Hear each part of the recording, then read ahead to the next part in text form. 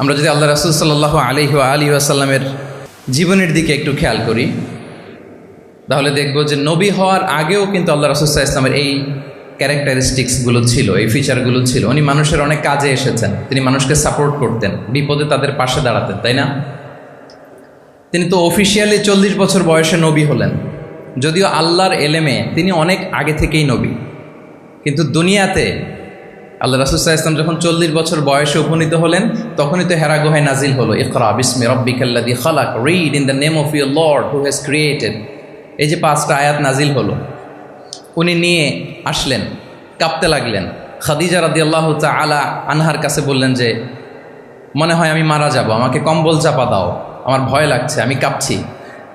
তখন খাদিজা রাদিয়াল্লাহু তাআলা আনহা ওনাকে আশ্বস্ত করলেন, ওয়াল্লাহি লা ইউখজিকাল্লাহু আবাদা, আপনি ভয় পাবেন না, আল্লাহ আপনাকে অপদস্থ করবেন না। ইন্নাকা লা তাসিলুর রাহিমা ওয়া তাসদুকুল হাদিসা, নিশ্চয় আপনি আত্মীয়তার সম্পর্ককে বজায় রাখেন, আপনি সবসময় সত্য কথা বলেন। ওয়া তাহমিলুল কাল্লা, আপনি মানুষের বোঝা বয়ে দেন। ওয়া তাকসিবুল মা'দুমা, যার উপার্জন করার কোনো সক্ষমতা নেই তার জন্য আপনি উপার্জন করেন, তাকে আপনি ফিনান্সিয়াল সাপোর্ট করেন। ওয়া তাকরিউদ দাইফা, আপনি মেহমানকে খাওয়ান। ওয়া তুঈনু আলা নাওয়াইবিল হক, সত্য যেখানে বিপন্ন সেখানে আপনি সত্যের বীর সেনানী হয়ে দাঁড়িয়ে যান। তো এই ফিচার যাদের মধ্যে থাকে এমন ব্যক্তিত্বকে আল্লাহ তাআলা কখনোই অপমান করতে পারেন না। আপনি চিন্তিত হবেন না, ডোন্ট ওয়ারি অ্যাবাউট ইট, কোনো ভয় নাই, কোনো চিন্তা নাই, আপনি আশ্বস্ত হন। তাহলে দেখেন, এই যে 6টা গুণের কথা খাদিজা রাদিয়াল্লাহু তাআলা আনহা বললেন, এগুলো কিন্তু রাসূল সাল্লাল্লাহু আলাইহি ওয়াসাল্লাম নবী হওয়ার আগের গুণ। অর্থাৎ 40 বছর বয়সে তিনি উপনীত হওয়ার আগেই ওনার এই অভ্যেস ছিল যে উনি অন্যের বোঝা বইয়ে দিতে হেল্প করতেন, মানুষকে সাপোর্ট করতেন। যার উপার্জন করার সুযোগ নাই, ক্ষমতা নাই, তাকে তিনি উপার্জন করে দিতেন, মানে তাকে ফিনান্সিয়ালি সাপোর্ট করতেন, মেহমান খাওয়াতেন। তার মানে নবী হওয়ার আগেই উনি জনকল্যাণমূলক কাজে নিজেকে সম্পৃক্ত রেখেছেন। মানুষকে তিনি সাপোর্ট করতেন, মানুষকে হেল্প করতেন, উনি মানুষের কাজে লাগতেন। আর যে মানুষের কাজে লাগে, মানুষের উপকারে আসে, জনকল্যাণমূলক কাজে নিজেকে সম্পৃক্ত রাখে, বাই ডিফল্ট সে নেতা, বাই ডিফল্ট সে কি নেতা হয়ে যায়। তাহলে to serve before to lead, নেতৃত্ব এটা আসলে পজিশনের সাথে সম্পৃক্ত না, ইটস অল অ্যাবাউট ইনফ্লুয়েন্স। আপনার বাবা নেতা ছিল, আপনি ছেলে, তো আপনি নেতা, এটাকে নেতৃত্ব বলে না। আপনি যদি মানুষকে প্রভাবিত করবার ক্ষমতা হাসিল করেন, মানুষের কাজে আসেন, আপনাকে যদি সমাজে কাজে লাগে, আপনি মানুষকে সাপোর্ট করেন, তখন আপনি নেতা হয়ে ওঠেন। তাহলে রাসূল সাল্লাল্লাহু আলাইহি ওয়াসাল্লামের লিডারশিপটা যদি বুঝতে হয়, প্রথম কথা হচ্ছে ওনার লিডারশিপের প্যাটার্নটা ছিল সার্ভেন্ট লিডারশিপ, মানে সার্ভিস দেওয়ার মধ্য দিয়ে উনি নেতা বনে গেছেন। নবী হওয়ার আগেই ওনার মধ্যে এই ট্রেড ছিল, উনি মানুষকে সার্ভিস দিতেন। আরবিতেও একটা কথা আছে, সাইয়্যিদুল কওমি খাদিমুহুম, মানে যিনি সমাজের নেতা তিনি হবে সমাজের সবচেয়ে বড় খাদেম। যিনি নেতা হবেন তিনি সমাজের সবচেয়ে বড় কি হবেন? খাদেম হবেন। তাহলে রাসূলুল্লাহ সাল্লাল্লাহু আলাইহি ওয়াসাল্লামের লিডারশিপটা ছিল সার্ভেন্ট লিডারশিপ। আমি টোটাল, যদি সময় আমাকে পারমিট করে, বসার যে সিটিং ক্যাপাসিটি তার চেয়ে শ্রোতা মাশাআল্লাহ অনেক বেশি, সাফোকেটিংও হচ্ছে। যদি আপনারা অধৈর্য না হয়ে যান, মোট 12টা পয়েন্ট আলোচনা করবার চেষ্টা করবো ইনশাআল্লাহ। তাহলে প্রথম পয়েন্টটা হচ্ছে, আমি আবার মাঝে মাঝে একটু জিজ্ঞেস করব, দেখবো যে আছেন কিনা আমার সাথে। প্রথম পয়েন্টটা হচ্ছে, প্রথম পয়েন্টটা কি? এই তো বলতে পারছে একজন, সবাই বলি প্রথম পয়েন্টটা কি? সার্ভেন্ট লিডারশিপ, মানে to serve before to lead. নেতা হওয়ার আগে খাদেম হইতে হবে। কি হইতে হবে? খাদেম হইতে পারলে আপনি বাই ডিফল্ট কি? নেতা। তাহলে আল্লাহ রাসূল সাল্লাল্লাহু আলাইহি ওয়াসাল্লামের নেতৃত্বের প্রথম কথা হচ্ছে ওনার লিডারশিপ প্যাটার্নটা ছিল সার্ভেন্ট লিডারশিপ। এটা হচ্ছে নাম্বার 1।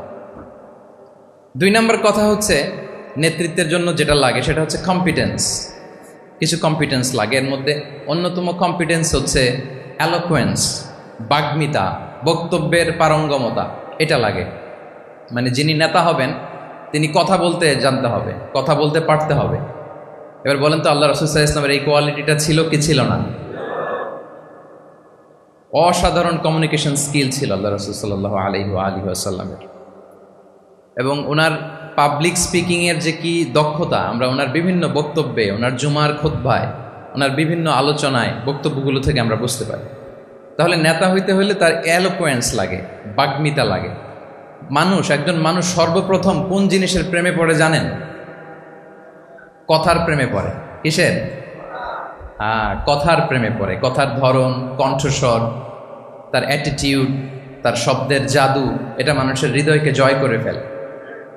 আল্লাহ রাসূল সাল্লাল্লাহু আলাইহি ওয়া আলিহি ওয়াসাল্লাম তিনি নিজেও বলেছেন, ওয়া ইন্না মিনাল বায়ানি লা সিহরা, কিছু কিছু বক্তব্যের মধ্যে জাদু আছে। তো রাসূল সাল্লাল্লাহু আলাইহি ওয়াসাল্লামের এই এলোকোয়েন্স ছিল, এলোকোয়েন্স। তিনি বলতেন, উতিতু জাওয়ামিউল কালিম, আল্লাহ তাআলা আমাকে সর্বমর্ম বাচন ভঙ্গির অধিকারী করেছেন। মানে উনি যেটা বলতেন এটা ছিল very precise in wording but comprehensive in meaning. Precise in wording, শব্দের বিবেচনা এটা খুবই precise and clear, but comprehensive in meaning. এটার যে দোতনা, এটার যে appeal to the heart of the people, to the heart of the listener, এটা অসাধারণ, মানুষের হৃদয়কে জয় করে ফেলতো। আল্লাহু আকবার। তাহলে নেতা হইতে হইলে তার কমিউনিকেশন স্কিল লাগবে, কি বলেন? লাগবে? এখন নেতা আসছে, উনি বক্তব্য করতে পারতেছে না, তাহলে কি নেতা হইতে পারবে? পারবে না। তাহলে পাবলিক স্পিকিং, কমিউনিকেশন স্কিল, এটা ইটস এ মাস্ট, এটা নেতার লাগবে। যেমনটি রাসূলুল্লাহ সাল্লাল্লাহু আলাইহি ওয়া আলিহি ওয়াসাল্লামের ছিল। উনি সর্বমর্ম বাচন ভঙ্গের অধিকারী ছিলেন। বলতেন কম, কিন্তু এটার অ্যাপিল ছিল অনেক বেশি, এটার ব্যাখ্যা হয়ে যেত অনেক। রাসূল সাল্লাল্লাহু আলাইহি ওয়াসাল্লামের সবচাইতে বড় ভাষণটি ছিল বিদায় হজের ভাষণ, খুব সম্ভবত। ওই ভাষণের টেক্সটগুলোকে যদি একসাথে করা হয়, আমার মনে হয় 10 মিনিটের বেশি লাগবে না ওই টেক্সটগুলো পড়তে। তার মানে সবচাইতে বড় যে ভাষণ ওনার, ওটা কত ছিল? 10 থেকে 12 মিনিটের ভাষণ ছিল। আমরা তো ঘন্টার পর ঘন্টা বক্তব্য করি, তারপরেও তো আমরা মানুষের মনকে খুশি করতে পারি না। উনি সেই যে 1400 বছর আগে 10 মিনিটের একটা ছোট্ট ভাষণ দিলেন, গোটা বিশ্ব আজও হাবুডুবু খায় ওই ভাষণের ভেতর, ঠিক কিনা বলেন? তাহলে উতিতু জাওয়ামিউল কালিম, আমি সর্বমর্ম বাচনভঙ্গির অধিকারী। সুবহানাল্লাহ, ভেরি প্রেসাইজ অ্যান্ড ক্লিয়ার। কতটা প্রেসাইজ অ্যান্ড ক্লিয়ার ছিল রাসূল সাল্লাল্লাহু আলাইহি ওয়াসাল্লামের বক্তব্য? আম্মা জান আয়েশা রাদিয়াল্লাহু তাআলা আনহা বলেন, লাউ আদ্দাহুল আদ্দু লা আহসাহু, তিনি যখন বক্তব্য করতেন, কেউ যদি চাইতো যে দেখি কয়টা শব্দ বললেন বক্তব্যে, কয়টা বাক্য বললেন, চাইলে মুহূর্তে গুনে ফেলা যেত সেটা। এত প্রেসাইজ অ্যান্ড ক্লিয়ার বক্তব্য ছিল যে তিনি কয়টা বাক্য ব্যবহার করেছেন, কয়টা শব্দ ইউজ করেছেন এই বক্তব্যে, চাইলে যে কেউ গুনে ফেলতে পারত। এবং তিনি খুবই শুদ্ধ আরবিতে কথা বলতেন, আফসাহুল লিসান ছিলেন। বিশুদ্ধ ভাষায় কথা বলতে পারা এটা অনেক জরুরি। রাসূল সাল্লাল্লাহু আলাইহি ওয়াসাল্লাম অত্যন্ত বিশুদ্ধ আরবিতে কথা বলতেন, এবং বিশুদ্ধ আরবি জানাটা বা বিশুদ্ধ ভাষাটা এত জরুরি যে আল্লাহ তাআলা তার প্রিয় হাবিবকে এই বিশুদ্ধ ভাষা শেখানোর জন্য মায়ের বুকের দুধ খাওয়া থেকে বঞ্চিত রেখেছিলেন। আই রিপিট, আমি আবারও বলছি, বিশুদ্ধ ভাষাটা এত জরুরি যে আল্লাহ তাআলা তার প্রিয় হাবিবকে মায়ের বুকের দুধ থেকে বঞ্চিত রেখেছেন শুধু বিশুদ্ধ ভাষার জন্য। তিনি কিন্তু মায়ের বুকের দুধ খেতে পারেন না।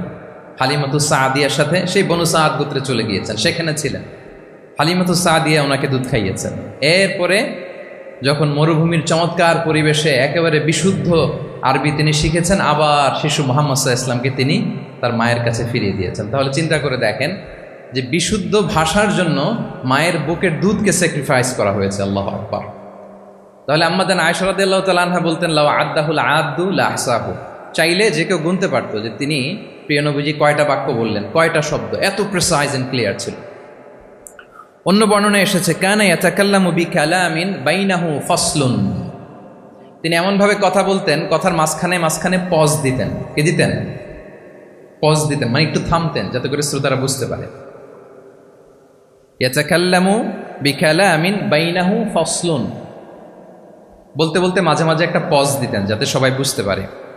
ইয়াহফাযুহু মান জালাসা ইলাই, আশেপাশে যারা বসতো তারা সহজে এটা মুখস্থ করে ফেলতে পারত।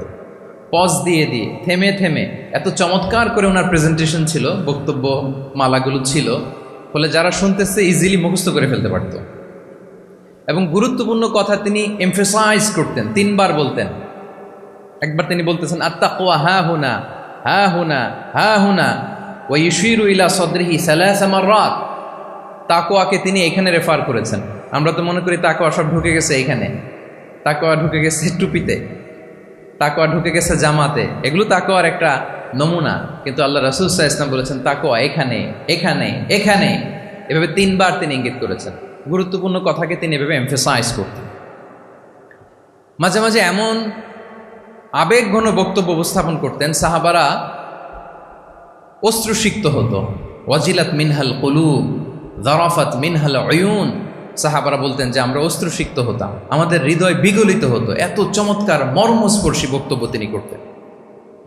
এটা প্রেক্ষাপটের আলোকে। আবার যুদ্ধের ময়দানে যখন কমান্ড করতেন তখন আলা সাউতু ওয়াশতাদ্দা গদাবু, তিনি রেগে যেতেন, উঁচু কণ্ঠে তিনি কথা বলতেন, মনে হচ্ছে একজন সেনাবাহিনীর কমান্ডার তার ব্যাটালিয়নকে কমান্ড করছেন। আল্লাহু আকবার। তাহলে বক্তব্যের যত দিক হতে পারে, স্লো মোশনে, খুব তেজস্বী বক্তব্য, খুব জ্বালাময়ী বক্তব্য, আবার মর্মস্পর্শী বক্তব্য, সব ধরনের বক্তব্য তিনি করতেন। সুবহানাল্লাহ। তাহলে অ্যালোকোয়েন্স, 2 নাম্বার হচ্ছে অ্যালোকোয়েন্স। কম্পিটেন্সের খুব গুরুত্বপূর্ণ একটা অংশ হচ্ছে অ্যালোকোয়েন্স, বাগ্মিতা। এটা একজন নেতার থাকা চাই। কি বলেন? একজন নেতার এরকম বক্তব্য দিতে জানতে হবে না? আল্লাহ রাসূল সাল্লাল্লাহু আলাইহি ওয়া সাল্লাম তিনি ঠিক এইভাবে বক্তব্য করতেন। মাঝে মাঝে তিনি ইমোশনাল ইন্টেলিজেন্স ইউজ করতেন, মানে আবেগ অনুভূতিকে নাড়িয়ে দিয়ে শ্রোতাকে প্রভাবিত করে ফেলা। স্পিরিচুয়াল ইন্টেলিজেন্স বা ইমোশনাল ইন্টেলিজেন্স তিনি বক্তব্যের মধ্যে ব্যবহার করতেন। এমনভাবে তিনি নাসিহাত করতেন, এমনভাবে কথা বলতেন, মানুষের আবেগ অনুভূতিকে তিনি নাড়িয়ে দিতেন। আল্লাহু আকবার। ছোট্ট একটা উদাহরণ এখানে আমি হাজির করি। আপনারা হুনাইনের যুদ্ধের কথা নিশ্চয়ই শুনেছেন। কত হিজরিতে হয়েছিল? হ্যাঁ, আজকে তো অনেক পুরস্কার বিজয়ীদেরকে দেখলাম আমরা, মাশাআল্লাহ। কত? 8ম হিজরি। তার মানে মক্কা বিজয়ের ইমিডিয়েট পরেই, কয়েক সপ্তাহ পরেই তো হুনাইনের যুদ্ধ হয়েছিল। তো এই হুনাইনের যুদ্ধে অনেক ওয়ার বুটিজ মুসলমানদের করতলগত হয়েছিল, মানে অনেক গানিমাত, অনেক সম্পদ ওনারা যুদ্ধ শেষে যুদ্ধলব্ধ সম্পদ হিসেবে পেয়েছিলেন। 24,000 উট। কত উট? 24,000 উট, প্রায় 40,000 ভেড়া। এত পরিমাণ গনিমত যখন রাসূল সাল্লাল্লাহু আলাইহি ওয়াসাল্লাম পেলেন, তিনি এগুলো বন্টন করতে শুরু করলেন। কিন্তু রাসূল সাল্লাল্লাহু আলাইহি ওয়াসাল্লাম তিনি বন্টন করতে যে আনসারি সাহাবীদেরকে, অর্থাৎ মদিনার যে সাহাবারা, তাদেরকে কিছুই দিলেন না, বরং তিনি মক্কার সাহাবাদেরকে দিলেন, অন্যান্য গোত্রের লোকদেরকে দিলেন, আশেপাশের সবাইকে দিলেন, কিন্তু দিলেন না কাদেরকে? আনসারি সাহাবীদের। ফলে এত বিশাল ওয়ার বুটিজ, এর মধ্যে থেকে কিছুই আনসারিরা পেল না। ওনাদের মধ্যে ক্ষোভের জন্ম নিল, ওনাদের মধ্যে একটু অসন্তোষ তৈরি হলো, ক্ষোভের জন্ম হলো, এবং ক্ষোভ থেকে ওনারা সমালোচনা করতে আরম্ভ করলেন আল্লাহ রাসূল সাল্লাল্লাহু আলাইহি ওয়াসাল্লামের। এবং সমালোচনা করতে করতে এটা এমন পর্যায়ে চলে গেল, এক পর্যায়ে তারা বলতে আরম্ভ করলো যে আমরা ওনার জন্য জান দিলাম, জীবন দিলাম, আজকে উনি এত সম্পদ পেয়ে সব নিজ এলাকার লোকদের মাঝে বন্টন করে দিল, এটা কি ঠিক করলো উনি? আল্লাহ তাআলা আল্লাহর নবীকে ক্ষমা করুক, আল্লাহ তার রাসূলকে ক্ষমা করুক। মানে কেমন যেন রাসূল একটা ভুল করে ফেলছেন, রাসূল সাল্লাল্লাহু আলাইহি ওয়াসাল্লাম ওনাদেরকে দিতে বাধ্য ছিলেন, এটা যেহেতু দেন নাই, আল্লাহ তার রাসূলকে ক্ষমা করুক, এরকম একটা কথা তারা বলে ফেললেন। তো এটা তো অনেক বড় কথা। আল্লাহ রাসূল সাল্লাল্লাহু আলাইহি ওয়াসাল্লাম যখন এই কথা শুনলেন, তখন তিনি আনসারি সাহাবীদেরকে জড়ো করে একটা গেট টুগেদার করে এমন ইমোশনালি ওনাদেরকে কাবু করলেন, ইমোশনাল ইন্টেলিজেন্স ইউজ করলেন। এখানে তারা এসেছিল ক্ষোভ নিয়ে, অসন্তোষ নিয়ে, পরে সবাই কান্না করে রাসূল সাল্লাল্লাহু আলাইহি ওয়াসাল্লামের কাছে ক্ষমা চেয়ে সেই মজলিস থেকে উঠতে বাধ্য হয়েছে।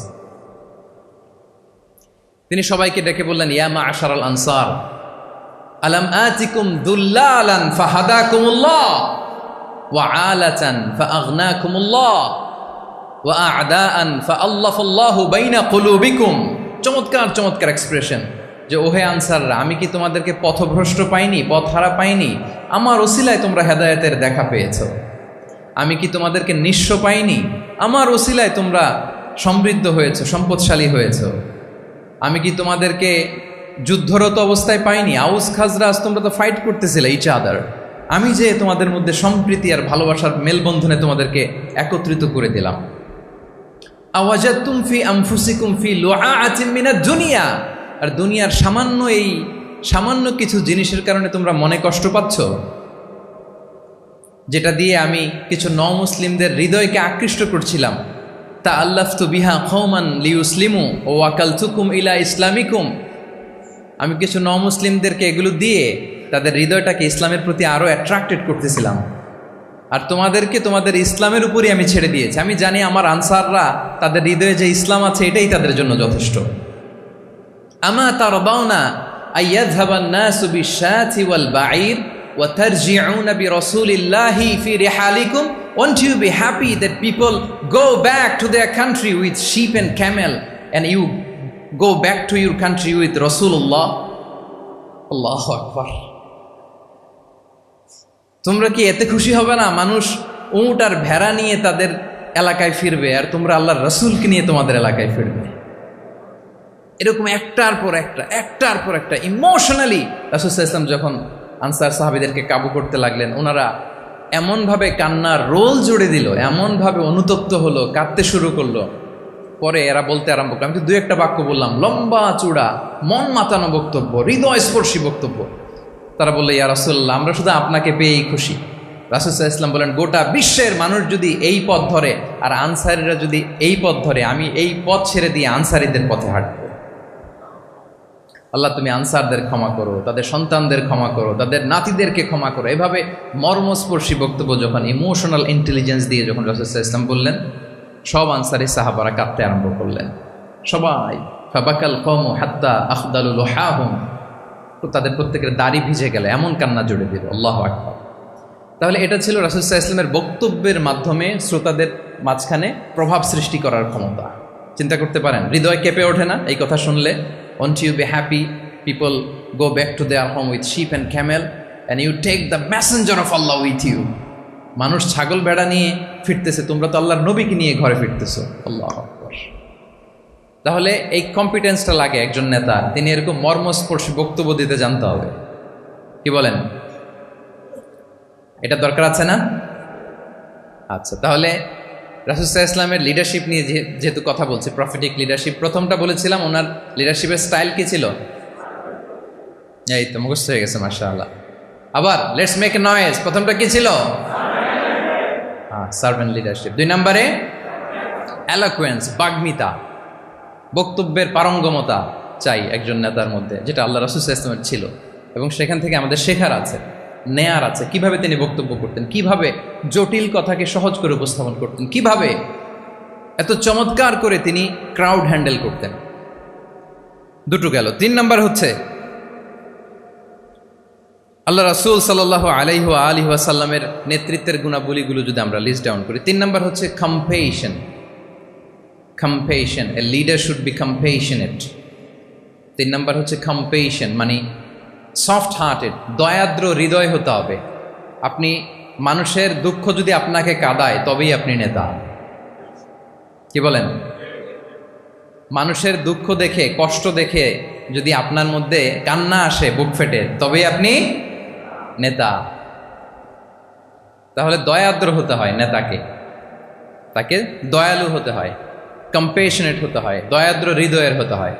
আমরা আল্লাহ রাসূল সাল্লাল্লাহু আলাইহি ওয়াসাল্লামের দিকে যদি তাকাই, ওনার তো একটা উপাধিই হচ্ছে রাহমাতাল লিল আলামিন। আল্লাহ রাসূল সাল্লাল্লাহু আলাইহি ওয়াসাল্লামের উপাধি কি? ওমা আরসালনাকা ইল্লা রাহমাতাল লিল আলামিন, we have not sent you but as mercy for all the worlds. নবী হে, আপনাকে সবার জন্য আমি মার্সি করে পাঠিয়েছি, রাহমা করে পাঠিয়েছি। আপনি সবার জন্য রহমত, মানুষের জন্য, ম্যানকাইন্ড, জিনকাইন্ড, অ্যানিমালস, সবার জন্য আপনি রাহমা, মার্সি। তাহলে একজন মানুষ যখন নেতা হয়ে উঠতে চাইবে, নেতৃত্বের অন্যতম একটা লিডারশিপ ট্রেইট হচ্ছে কম্পেশন। অন্যের ব্যথায়, অন্যের দুঃখে তার কান্না আসতে হবে, সফট হার্টেড হইতে হবে তাকে, মাঝে মাঝে দয়াদ্র হৃদয়ের হতে হবে, তবেই সে নেতা। রাসূল সাল্লাল্লাহু আলাইহি ওয়াসাল্লাম কতটা দয়াদ্র ছিল, আল্লাহ তাআলা অন্য আয়াতে বলছেন, ফাবিমা রাহমাতিম মিনাল্লাহি লিনতা লাহুম ওয়ালাউ কুনতা ফাযযান গালিযাল কলবি লানফাদ্দু মিন হাওলিক। নবী হে, আল্লাহর অশেষ অনুগ্রহে আপনি খুব কোমল ভাষী হয়েছেন, কোমল হৃদয়ের হয়েছেন। লিনতা লাহুম, সবার জন্য আপনি সফট হার্টেড হয়েছেন আল্লাহর অনুগ্রহে। যদি আপনি সফট হার্টেড না হয়ে আপনি যদি কঠোর হৃদয়ের অধিকারী হতেন, তাহলে এখন লোকেরা যেমনি আপনাকে ঘিরে রাখে, আপনার চারিপাশে সবাই ঘিরে রাখতো না। আল্লাহু আকবার। সাহাবারা সব সময় রাসূল সাল্লাল্লাহু আলাইহি ওয়াসাল্লামের সঙ্গ পেতে চাইতো, অ্যাকম্পানি চাইতো, ঘিরে রাখতো। এমনকি অনেক সাহাবীর ঘরে ভালো না লাগলে রাসূল সাল্লাল্লাহু আলাইহি ওয়াসাল্লামের কাছে চলে আসতো। এমনকি অনেক সাহাবী বলতেন যে আমার পেটে ক্ষুধা লাগলেই আমি রাসূলের কাছে যেতাম, কারণ রাসূলের চেহারা দেখলে আমার পেটের ক্ষুধা উধাও হয়ে যেত। ফাবিমা রাহমাতিন মিনাল্লাহি লিনতা লাহুম, নবী হে আল্লাহর অনুগ্রহে আপনি কোমল ভাষী হয়েছেন। তাহলে কোমল হৃদয়ের হওয়া, সফট হার্টেড হওয়া, দয়াদ্র চিত্তের হওয়া, এটা অন্যতম একটা লিডারশিপ ট্রেট। এত দয়াদ্র ছিলেন, আল্লাহ তাআলা বলছেন ফালাআল্লাকা বাখিউন নাফসাকা আলা আসারিহিম ইল্লাম ইউমিনু বিহাযাল হাদীসি আসাফা। রাসূল সাল্লাল্লাহু আলাইহি ওয়াসাল্লাম বারবার মক্কার কুরাইশদের কাছে যেত, বারবার কাফিরদের কাছে যেত, যেন তারা ঈমান আনে, যেন তারা খারাপ রাস্তা ছেড়ে দিয়ে ভালো রাস্তায় আসে। বারবার চিন্তা করতো যে ইস, কেন তারা লা ইলাহা পড়ে না, কেন তারা সত্যের পথে ফিরে আসে না, হায় রে একটুর জন্য তো তারা সামান্য আমার কথাটা শুনলেই তো বেঁচে যেত, ইস একটু আমার কথা মানলেই তো জাহান্নাম থেকে বেঁচে যেত। এরকম অস্থির হয়ে তাদের পেছনে ছুটতেন। আল্লাহ তাআলা বলেছেন, নবী হে আপনি ওদের পেছনে ছুটতে ছুটতে আপনি তো নিজেকেই শেষ করে দিবেন। বাখিউন নাফসাক, আপনি তো নিজের দিকে খেয়াল করছেন না, নিজের শরীরের দিকে খেয়াল করছেন না, নিজের স্বাস্থ্যের দিকে, সময়ের দিকে, আপনি পাগল পাড়া হয়ে তাদেরকে বাঁচানোর জন্য ছুটছেন। তাহলে কতটা দয়াদ্র কোমল হৃদয়ের অধিকারী হলে যে কাফেররা রাসূল সাল্লাল্লাহু আলাইহি ওয়াসাল্লামকে ফিজিক্যালি মেন্টালি এমন কোনো টর্চার নেই করে নাই, তাদের পিছনে পিছনে ছুটতেন তিনি। হায় রে একটু যদি ইমানের রাস্তায় আনা যায়, কোনোভাবে যদি তাদেরকে বুঝিয়ে কনভিন্স করা যায়, তাহলে কম্প্যাশনেট দয়ালু হওয়া এটা নেতৃত্বের অন্যতম একটা গুণ। আপনার হৃদয়ে দয়া থাকতে হবে, মায়া থাকতে হবে সবার জন্য, কারণ নেতা তিনি তো সবার। লেটসে বাংলাদেশের যিনি প্রধানমন্ত্রী হবেন, আরও রেলেভেন্ট হয়ে যাচ্ছে এখন কথা, সামনে তো নির্বাচন আসতেছে, সো কেউ না কেউ তো প্রধানমন্ত্রী হবে। তো উনি যখন প্রধানমন্ত্রী হবে ধরেন, উনি কি শুধু ওনার দলের প্রধানমন্ত্রী হবেন? তাহলে উনি 18 কোটি মানুষের প্রধানমন্ত্রী হবেন, ঠিক কিনা বলেন? তাহলে সবার জন্য ওনার হৃদয়ে দয়া ভালোবাসা এটা থাকার দরকার আছে না নাই? তিনি সবার প্রতি কোমল হৃদয়ের হইতে হবে, দয়াদ্র হইতে হবে। প্রধানমন্ত্রী উনি শুধু নিজ দলের প্রধানমন্ত্রী নন, 18 কোটি মানুষের প্রধানমন্ত্রী। তাহলে সফট হার্টেড হইতে হবে। রাসূল সাল্লাল্লাহু আলাইহি ওয়াসাল্লামের মধ্যে এটা ছিল। সবসময় তিনি মাজলুমদের পাশে থাকতেন। আপনারা হিলফুল ফুজুলের কথা জানেন। ওনার বয়স যখন 35, ইয়ামানের এক ব্যবসায়ী আসছিল মক্কায় ব্যবসা করতে। পণ্য বিক্রির পরে আস ইবনে ওয়াইল নামে এক দুষ্ট জালেম, সে পণ্য নিয়ে বলে আমরা এই এলাকার লোক, আমরা দাম দিব না, কি করতে পারো করো। এই লোক কান্না জুড়ে দিল। তার কান্না দেখে রাসূল সাল্লাল্লাহু আলাইহি ওয়াসাল্লামের হৃদয়ে দয়া হলো। তিনি ওনার চাচা জুবাইর ইবনে আব্দুল মুত্তালিব সহ ওনার মতো যারা ইয়াং স্টার আছে সবাইকে নিয়ে একটা সংঘ করলেন। এটাই তো হালাফুল ফুদুল, মূলত নাম হচ্ছে হালাফুল মুত্তাইয়িবিন। জাহেলি যুগে ওনাদের প্রথা ছিল, কোনো একটা ভালো কাজে কেউ যখন এক হতো, রং ভর্তি বালতির ভেতরে হাত ঢুকিয়ে তারা পাথরের মধ্যে ওই হাতের ছাপ দিত, সবাই ওইখানে ছাপ দিত। ফলে কাইন্ড অফ কভেনেন্ট, এটা একটা চুক্তির মতো যে আমরা চুক্তিবদ্ধ হলাম, এগ্রিমেন্ট করলাম যে আমরা সবাই এক। তো রাসূল সাল্লাল্লাহু আলাইহি ওয়াসাল্লাম ওনার মতো ইয়াংস্টারদেরকে নিয়ে এই হালাফুল মুত্তাইয়িবিন বা হালাফুল ফুদুল করেছেন। এবং এটার মূল কথা ছিল, মূল স্লোগান ছিল নাহনু মাআল মাজলুম দিদ্দাল যালিম, আমরা সবসময় মাজলুমের পক্ষে থাকবো, জালিমের বিপক্ষে। এটা ছিল হিলফুল ফুজুলের কি মূল শিক্ষা। এভাবে সব সময় তিনি মাজলুমদের সাথে ছিলেন। শ্রমিক সাহাবীদেরকে বড্ড ভালোবাসতেন, শ্রমজীবীদেরকে বড্ড ভালোবাসতেন। এমনকি বিদায় হজের মতো এরকম গুরুত্বপূর্ণ ভাষণও শ্রমজীবীদের কথা বাদ যায়নি, গরিবদের কথা বাদ যায়নি। আরিকাআকুম আতঈমুহুম মিম্মা তাআকুলুন ওয়ালবাসুহুম মিম্মা তালবাসুন। খবরদার, সেদিনও বলেছিলেন সেই বিদায় হজের ভাষণে, তোমরা তোমাদের শ্রমজীবী লোকদের কথা ভুলে যেও না, তোমাদের স্টাফদের কথা, তোমাদের দাস দাসীদের কথা। তোমরা যা খাবে সেখান থেকে তাদেরও খাওয়াবে, তোমরা যে পোশাক পরবে সেখান থেকে তাদেরও পোশাকের ব্যবস্থা করবে। আল্লাহু আকবার। তাহলে রাহমাতাল লিল আলামিন, তিনি ছিলেন কম্প্যাশনেট, দয়ালু হৃদয়ের অধিকারী। তাহলে নেতা হইতে হলে তার হৃদয়ে কি থাকা লাগবে? দয়া। তাহলে 3 নম্বর পয়েন্টটা কি? হ্যাঁ কি সবাই বলি 3 নম্বর পয়েন্টটা কি? কম্প্যাশন, অনুগ্রহ বা দয়া, এটা একজন নেতার হৃদয়ে থাকা চাই। 4 নম্বরে হচ্ছে ইন্টেগ্রিটি। ইন্টেগ্রিটি মানে সততা, নৈতিকতা থাকতে হবে। এটা অন্যতম একটা লিডারশিপ ট্রেট। এটার বড় ক্রাইসিস এখন ইন্টিগ্রিটির। রাসূল সাল্লাল্লাহু আলাইহি ওয়াসাল্লামের লিডারশিপটা ছিল এথিক্যাল লিডারশিপ, কিন্তু এইটার অনেক বড় ক্রাইসিস আমাদের সমাজে, আমাদের নেতৃত্বের মাঝে। কি বলেন? নৈতিকতার ঘাটতি আছে না? নৈতিকতা বিবর্জিত নেতৃত্ব এটা দিয়ে কিছুই হয় না। একটা জাতির ধ্বংসের জন্য নৈতিকতা বিবর্জিত নেতৃত্বই যথেষ্ট। এই জন্য নৈতিকতা লাগবে, ইন্টিগ্রিটি, সততা। আমরা যদি আল্লাহ রাসূল সাল্লাল্লাহু আলাইহি ওয়াসাল্লামের নেতৃত্বের দিকে তাকাই, তাহলে ওনার সততা, ওনার সত্যবাদিতা, ওনার আমানতদারিতা নিয়ে যদি আমরা একটু সিরাতের পরতে পরতে খেয়াল করি, এমনকি নবী হওয়ার আগে যদি খেয়াল করি, তাহলে দেখব যে মক্কার লোকেরা আল্লাহ রাসূল সাল্লাল্লাহু আলাইহি ওয়াসাল্লামকে আস-সাদিক, আল আমিন উপাধিতে ভূষিত করেছেন। সুবহানাল্লাহ, মানে সত্যবাদী, ট্রুথফুল অ্যান্ড ট্রাস্টওয়ার্দি। স্বয়ং মক্কার লোকেরা, মক্কার মুশরিকরা রাসূল সাল্লাল্লাহু আলাইহি ওয়াসাল্লামকে উপাধি দিয়েছিলেন আল আমিন। কি উপাধি দিয়েছিলেন? আল আমিন। তার মানে কখনো মিথ্যা বলেননি, কখনো আমানতের খেয়ানত করেননি। যখন আয়াত নাজিল হলো ওয়া আনজির আশিরাতাকাল আকরাবিন, হে নবী আপনি আপনার নিকট আত্মীয়দেরকে সতর্ক করুন জাহান্নামের আযাবের, তিনি সাফা পাহাড়ের চূড়ায় উঠে গেলেন, ডাকতে আরম্ভ করলেন, ও মক্কার লোকেরা, ও আমার আত্মীয়রা, আমি যদি বলি এই পাহাড়ের পেছনে একদল ঘোড়সাওয়ার সশস্ত্র ব্যাটালিয়ন তোমাদেরকে এখনই অ্যাটাক করবে, তোমরা কি বিশ্বাস করবে? আকুনতুম মুসাদ্দিকিয়া, আমার কথা বিশ্বাস করবে? মক্কাবাসী এক বাক্যে কি বলেছিল জানেন? তারা বলেছিল নাম, অবশ্যই বিশ্বাস করবে। আমি যদি বলি তোমাদেরকে অ্যাটাক করার জন্য প্রস্তুত একদল ঘোড়সাওয়ার, বিশ্বাস করবে? আকুনতুম মুসাদ্দিকিয়া, সবাই কি বলেছিল? নাম, অবশ্যই বিশ্বাস করব। কেন বিশ্বাস করবে? বলে যে মা জাররাবনা আলাইকা ইল্লা সিদকা, we have never ever experienced a single lie from you in our life. আমরা জীবনে কোনোদিন তোমার মিথ্যা বলতে শুনি নাই। আল্লাহু আকবার। তাহলে দেখেন এই বাক্যটার ওজন কত দেখেন, মা জাররাবনা আলাইকা ইল্লা সিদকান, আমরা কখনো তোমার থেকে মিথ্যা শুনি নাই। তার মানে এক বাক্যে রাসূল সাল্লাল্লাহু আলাইহি ওয়াসাল্লামের বিগত 40 বছরের হিস্ট্রি ফুটে উঠছে। কি বলেন? বিগত 40 বছরের হিস্ট্রি এই বাক্যে আছে না নাই? মা জাররাবনা আলাইকা ইল্লা সিদকান, আমি তো কোনোদিন মিথ্যা শুনি নাই তোমার জবান থেকে, তো কেন বিশ্বাস করব না? কি নিঃসংকোচ স্বীকৃতি এলাকার লোকদের, জীবনে আমরা কোনোদিন তোমার মুখ থেকে মিথ্যা শুনি নাই, তো তুমি যদি বলো যে ঘোড়সাওয়ার অ্যাটাক করার জন্য রেডি, অবশ্যই বিশ্বাস করবো, তুমি সত্যবাদী। আল্লাহু আকবার। এইটা আমাদের সমাজে অনেক বড় ক্রাইসিস, আমানতদারিতা, ট্রাস্টওয়ার্দিনেস। যত বড় নেতা দেখা যায় তত বেশি দুর্নীতিগ্রস্ত, ঠিক কিনা বলেন? যত বড় নেতা তত বেশি টাকা পাচার করার রেকর্ড তার বেশি, ঠিক কিনা? মানে উল্টা হয়ে গেছে, যেটা সবচেয়ে ইন্টিগ্রিটি বেশি দরকার ছিল এটা আমাদের কম। সো এখান থেকে আমাদের শিখতে হবে, অনেক কিছু রিভাইজ করতে হবে আমাদেরকে। এই যে নতুন বাংলাদেশের চমৎকার সময় এসেছে, আর 54 বছরও হয়তো আমরা এই সুযোগ পাবো না, ঠিক কিনা?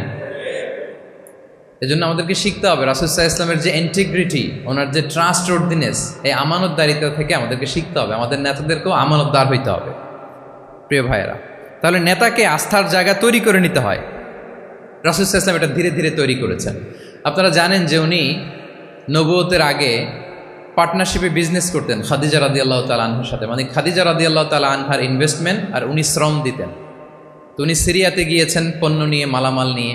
ওনার ব্যবসা বাণিজ্যের ধরন কেমন এটা দেখবার জন্য খাদিজা রাদিয়াল্লাহু তাআলা আনহা ওনার এক বান্ধবীকে পাঠিয়েছিলেন ওই ক্যারাভ্যানে, ওই কাফেলায়। নাম ছিল মাইসারা। কি নাম? মাইসারা। তো মাইসারাকে বলেছে, মাইসারা তুমি দেখবা যে টাকা পয়সা আবার উল্টাপাল্টা করে কিনা, ঠিকঠাক মতো ব্যবসা করে কিনা, আমার huge investment, on behalf of me তুমি এই ক্যারাভানে থাকবে আর দেখবে যে মোহাম্মদ ঠিকঠাক বিজনেসটা করে কিনা। আল্লাহু আকবার। মাইসারা এই সফর শেষে এসে খাদিজা রাদিয়াল্লাহু তাআলা আনহার কাছে এমন পজিটিভ রিভিউ দিয়েছে, এই রিভিউ শুনেই খাদিজা রাদিয়াল্লাহু তাআলা আনহা বিষ্ণু ইসলামকে বিয়ে করার জন্য রাজি হয়ে গেছে। আলহামদুলিল্লাহ। মাইসারা এসে রিভিউ দিতে লাগলো যে মোহাম্মদ সে সবার চেয়ে আলাদা সাল্লাল্লাহু আলাইহি ওয়াসাল্লাম। তার ওঠা বসা, তার চলন বলন, তার কথন, তার ডিলিংস, তার লেনদেন সব আলাদা, অসাধারণ তিনি। আল্লাহু আকবার, তিনি অসাধারণ। তাহলে মাইসারার রিভিউ শুনে আল্লাহু আকবার খাদিজা রাদিয়াল্লাহু তাআলা আনহা তিনি অবাক হয়ে গেলেন এবং তিনি বিয়ের প্রস্তাব পাঠালেন। রাসূল সাল্লাল্লাহু আলাইহি ওয়াসাল্লামের এই আমানতদারিতায় মুগ্ধ হয়ে কি করলেন? বিয়ের প্রস্তাব পাঠালেন। তাহলে কি পরিমাণে ট্রাস্টওয়ার্দিনেস ওনার ছিল। এবং মজার ব্যাপার, আরও মজার ব্যাপার হচ্ছে মক্কার কুরাইশরা, মক্কার লোকেরা রাসূল সাল্লাল্লাহু আলাইহি ওয়াসাল্লামের কাছে এসে আমানতের সম্পদ গচ্ছিত রাখত, আবু জাহেলের কাছে রাখতো না। উতবা, শাইবা, ওয়ালিদ ইবনে মুগিরা কারো কাছে রাখতো না। খেয়াল করে দেখেন, দল করে আবু জাহেলের, দল করে কার? কিন্তু আমানত রাখে কার বাসায়? কি অবাক করা কাণ্ড না? কর্মী হচ্ছে আবু জাহেলের, কিন্তু আমানতের সম্পদ রাখে কার কাছে? মুহাম্মদ সাল্লাল্লাহু আলাইহি ওয়াসাল্লামের বাসায়। রাসূল সাল্লাল্লাহু আলাইহি ওয়াসাল্লাম যেদিন হিজরত করবেন, উনি সাইয়েদনা আলী রাদিয়াল্লাহু তাআলা আনহুকে অ্যাসাইন করে গিয়েছেন যে আলী, তুমি থাকো, তুমি কয়েকদিন পরে মদিনায় হিজরতে যাবা, আমার কাছে যত আমানতের সম্পদ আছে এগুলো তুমি আগে বিলি করে তারপরে যাবে। রাসূল সাল্লাল্লাহু আলাইহি ওয়া সাল্লাম আবু বকর রাদিয়াল্লাহু তাআলা আনহুকে নিয়ে চলে গেলেন। আলী রাদিয়াল্লাহু তাআলা আনহুর টানা 3 দিন লেগেছে যে ডেপোজিটগুলো রাসূল সাল্লাল্লাহু আলাইহি ওয়াসাল্লামের কাছে ছিল, আমানতের যে জিনিসগুলো ছিল এগুলো বন্টন করতে সাইয়েদনা আলী রাদিয়াল্লাহু তাআলা আনহু 3 দিন সময় নিয়েছেন। 3 দিন, এত পরিমাণ আমানতের সম্পদ রাসূল সাল্লাল্লাহু আলাইহি ওয়াসাল্লামের কাছে ছিল। আল্লাহু আকবার। তাহলে এই আমানতদারিতা, সততা, অনেস্টি, ট্রাস্টওয়ার্দিনেস, এটা অনেক জরুরি নেতৃত্বের জন্য। নেতা হতে চাইলে তাকে আমানতদার হইতে হবে। যদি একজন ট্রু লিডার কেউ হতে চায়, তার মধ্যে আমানতদারিতা চাই। কি চাই? আমানতদার। তাহলে ইন্টিগ্রিটি। 4 নম্বর পয়েন্ট কি ছিল? ইন্টিগ্রিটি। আপনারা বোরিং হচ্ছেন না তো? কষ্ট হচ্ছে? আচ্ছা, 5 নম্বরে হচ্ছে গুড ইন্টারাকশন উইথ ফলোয়ার্স।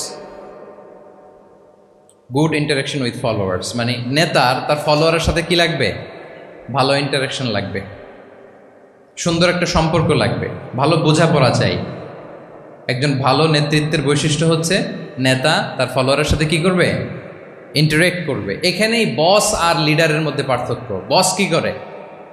খালি হুকুম, অর্ডার করে শুধু। বসের কাজ হচ্ছে এই ডুজ অ্যান্ড ডোন্টস বলে দেয়, এইটা করা যাবে, ওইটা করা যাবে, মানে অর্ডার করে, ডিরেক্ট করে। কিন্তু লিডার কি করে? গাইড করে, মেন্টরিং করে, ইন্সপায়ার করে, মোটিভেট করে। So here is the difference between leader and boss. তাহলে বসই হওয়া যাবে না। নেতা হইতে চাইলে বসই হওয়া যাবে না। You have to interact with your followers. আপনার ফলোয়ারের সাথে ইন্টারাকশন লাগবে, তবেই আপনি নেতা। আমরা দেখি রাসূল সাল্লাল্লাহু আলাইহি ওয়াসাল্লামের কেমন ইন্টারাকশন ছিল। রাসূল সাল্লাল্লাহু আলাইহি ওয়াসাল্লাম যে কোনো বড় ডিসিশনে সাহাবাদের সাথে কনসালটেশন করতেন, পরামর্শ করতেন, তারপরে সিদ্ধান্ত নিতেন। ওয়াশাবিরহুম ফিল আমর, এই আয়াতের ভিত্তিতে তিনি সবার সাথে কি করে নিতেন? সাহাবাদের সাথে পরামর্শ করে নিতেন।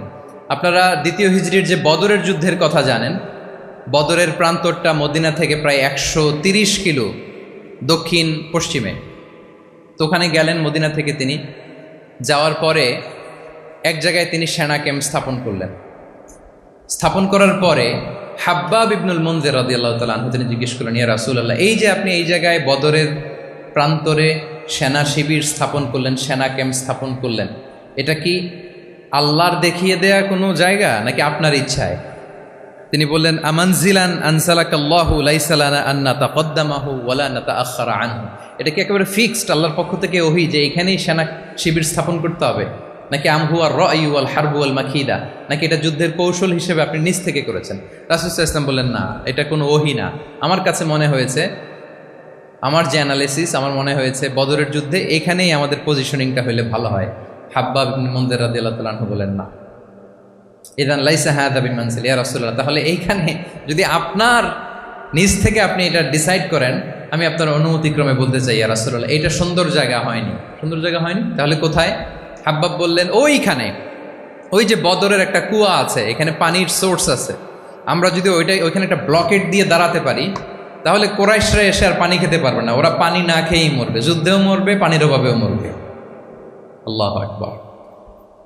এক মুহূর্ত দেরি করলেন না রাসূল সাল্লাল্লাহু আলাইহি ওয়াসাল্লাম। এই অপিনিয়ন পাওয়ার সাথে সাথেই বললেন, এই সেনা ক্যাম্প এখান থেকে উঠে হাব্বাব যেখানে বলেছে ওইখানে যে সেনা শিবির স্থাপন করো। 1 সেকেন্ডও দেরি করেন নাই। তাহলে কোনো ইগোইস্টিক ঝামেলা ছিল না, ভেরি অ্যাকোমোডেটিভ ছিলেন রাসূল সাল্লাল্লাহু আলাইহি ওয়াসাল্লাম। আমরা অনেক সময় নতুন কোনো কথা শুনলে, কোনো রিফর্ম শুনলে, শ্রোতাদের মধ্যে থেকে কিছু একটা শুনলে আটকে উঠি, চেঞ্জ করতে চাই না, রিজিড হয়ে থাকে। এই রিজিডিটি রাসূল সাল্লাল্লাহু আলাইহি ওয়াসাল্লামের মধ্যে ছিল না, ভেরি অ্যাকোমোডেটিভ ছিলেন, ইজিলি ওপেন আপ করতে পারেন। মুহূর্তেই বলেন, ঠিক আছে, আমি যেখানে করেছি আসলে ঠিক হয় না। হাব্বাব যেখানে বলেছে সবাই ওখানে যে সেনা ক্যাম্প স্থাপন করো। আল্লাহু আকবার। উনি চাইলে বলতে পারতেন, এই হাব্বাব, তুমি কি আমার চেয়ে বেশি বুঝো? আমি তো নবী, তুমি আমার উম্মাহ, আমার কাছে ওহী আসে। কোনো ধরনের আর্গুমেন্টে না যে সরাসরি রাসূল সাল্লাল্লাহু আলাইহি ওয়াসাল্লাম এটাকে মেনে নিলেন। আল্লাহু আকবার। তাহলে এই যে ইন্টারাকশন দেখেন কত চমৎকার ইন্টারাকশন ছিল সাহাবীদের সাথে রাসূলুল্লাহ সাল্লাল্লাহু আলাইহি ওয়া আলিহি ওয়াসাল্লাম। তাহলে good interaction with your followers এটা জরুরি। আমরা যদি খন্দকের ঘটনা দেখি, খন্দকের যে পরীক্ষা খনন করা হয়েছিল এটা কিন্তু কোনো মদিনার বা মক্কার কোনো আরাবিয়ান সাহাবাদের কাছ থেকে এই পরামর্শ আসেনি, এসেছে কার কাছ থেকে? সালমান আল ফারিসি। বাড়ি কই? সেই ইরান, ইয়ামান না, ইরানে। হি ওয়াজ পার্সিয়ান, উনি ইরান থেকে আসছে। ফারিসি, সালমান আল ফারিসি, পারস্য থেকে আসা।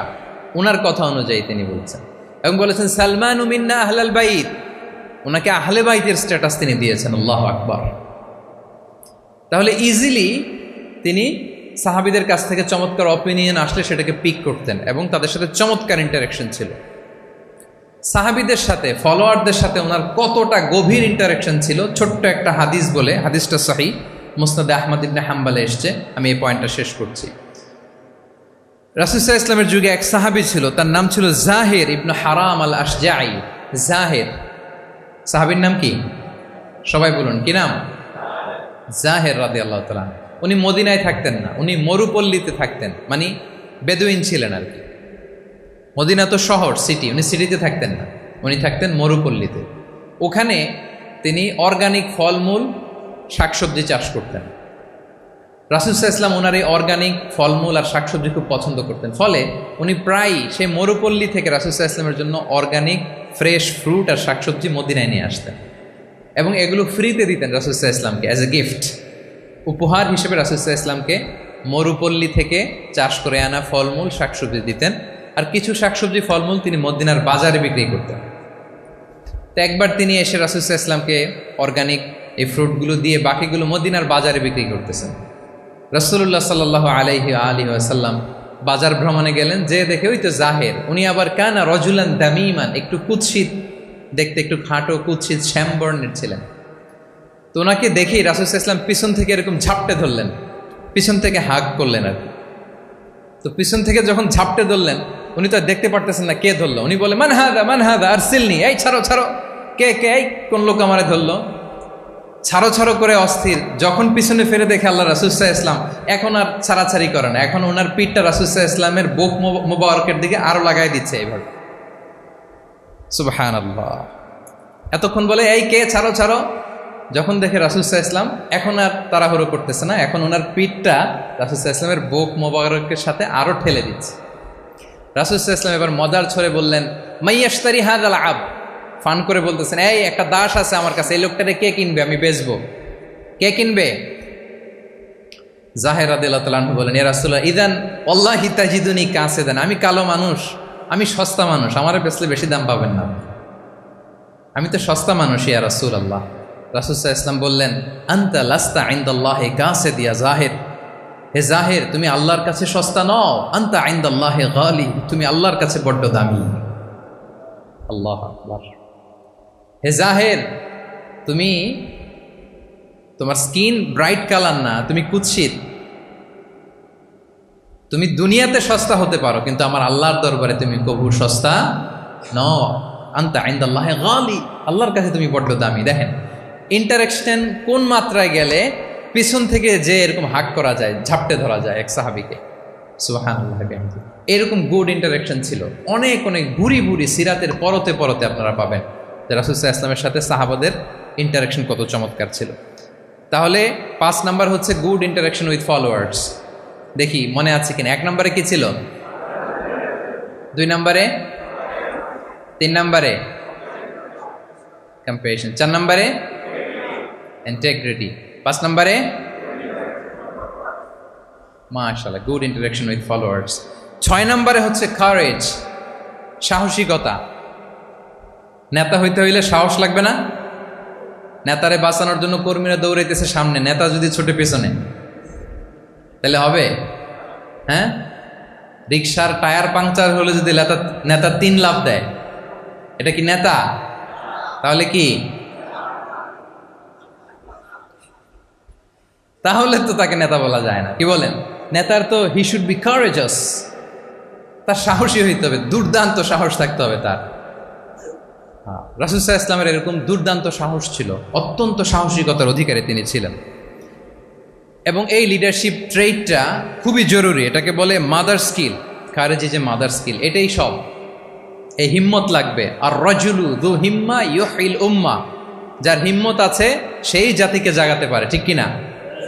এই যে আমাদের কাছে তো উদাহরণ একেবারে হাতের কাছেই, এই যে 5 আগস্টে, এই যে জুলাই আপরাইজিং, যদি কারেজ না থাকতো আমাদের তরুণদের, আমাদের জেনজিদের, তাহলে এই পরিবর্তন কি আমরা দেখতে পেতাম না। আমি গল্প শুনছিলাম যে এই চট্টগ্রাম বিশ্ববিদ্যালয় থেকে 2 জন শহীদ হয়েছে। আল্লাহ তাদের কবরগুলোকে তুমি জান্নাতে টুকরা বানিয়ে দাও। এই যে আমাদের তরুণরা তাজা রক্ত দিয়ে একটা চেঞ্জ এনেছে, পরিবর্তন, এটা তো কারেজ, তাদের সাহসিকতার বহিঃপ্রকাশ, ঠিক কিনা? এটা লাগবে। কেউ যদি লিড দিতে চায়, লিডার হতে চায়, তার এটা লাগবে, মাস্ট।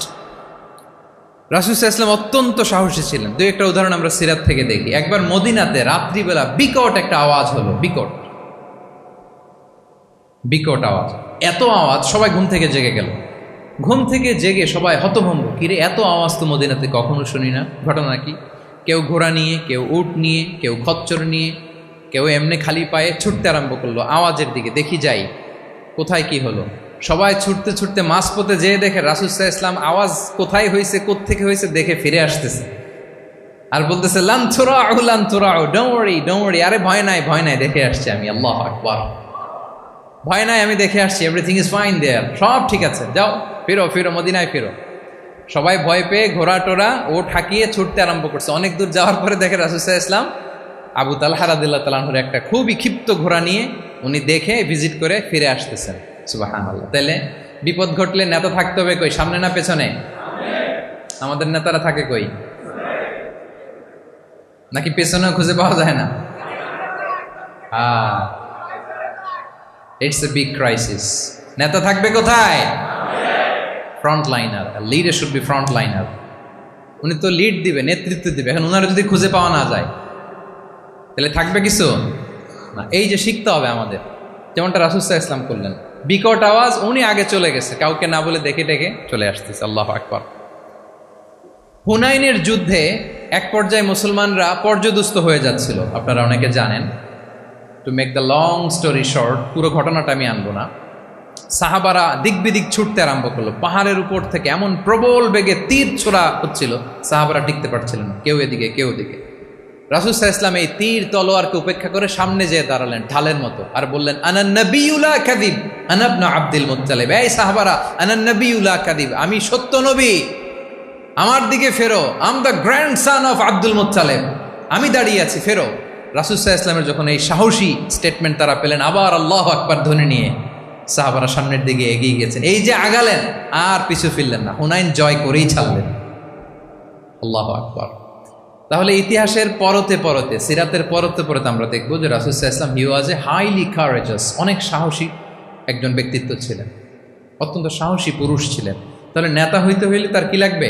সাহসিকতা লাগবে, তার তো লিড দিতে হবে ফ্রন্ট লাইন থেকে। এবং কাপুরুষতা, ভীরুতা, এটা থেকে রাসূল সাল্লাল্লাহু আলাইহি ওয়াসাল্লাম পানাহ চেয়েছেন। আল্লাহুম্মা ইন্নী আউযু বিকা মিনাল হাম্মি ওয়াল হাসান ওয়া আউযু বিকা মিনাল আজজি ওয়াল কাসাল ওয়া আউযু বিকা মিনাল জুবনি ওয়াল বুখল। জুবন মানে কি? ভীরুতা, কাপুরুষতা। হে আল্লাহ, আমি ভীরুতা থেকে, কাপুরুষতা থেকে পানাহ চাই। আমরা যেন কাপুরুষ না হই, আমরা যেন ভীরু না হই, আমরা যেন সত্যের বীর সেনানী হয়ে আবু সাঈদের মতো এরকম 2 হাত প্রসারিত করে দাঁড়াতে পারি, ঠিক কিনা? এই যে কারেজাস আবু সাঈদ, হ্যাঁ, is the icon of courage of Bangladesh. কি বলেন? এই যে বুক টান টান করে যে হাত 2টা প্রসারিত করে দাঁড়ালো, আল্লাহু আকবার। গোটা বিশ্ব এখন তাকে আইকনিক ফিগার হিসেবে মেনে নিছে। কি বলেন? গোটা বিশ্ব তাকে চিনছে, তার জন্য দোয়া করছে। তাহলে courage it's an essential leadership trade, এটা লাগবে প্রিয় ভাইয়েরা। আল্লাহ তাআলা এই কারেজ, এই সৎ সাহস দিয়ে আমাদেরকে ধন্য করুন। কটা গেল? 6টা। 7 নম্বরে হচ্ছে কনফ্লিক্ট রিজলভিং এবিলিটি, বিরোধ নিষ্পত্তি করার মতো যোগ্যতা থাকতে হবে নেতার। অর্থাৎ নেতা হইতে হবে এমন যে বিরোধকে নিষ্পত্তি করে দিতে পারে, মিটমাট করে দিতে পারে, ঝগড়া লাগলে মিটাই দিতে পারে। এটা গুরুত্বপূর্ণ কোয়ালিটি না নেতার জন্য? কি বলেন? রাসূল সাল্লাল্লাহু আলাইহি ওয়াসাল্লামের কিন্তু এটা ছিল, বিরোধ নিষ্পত্তি করা।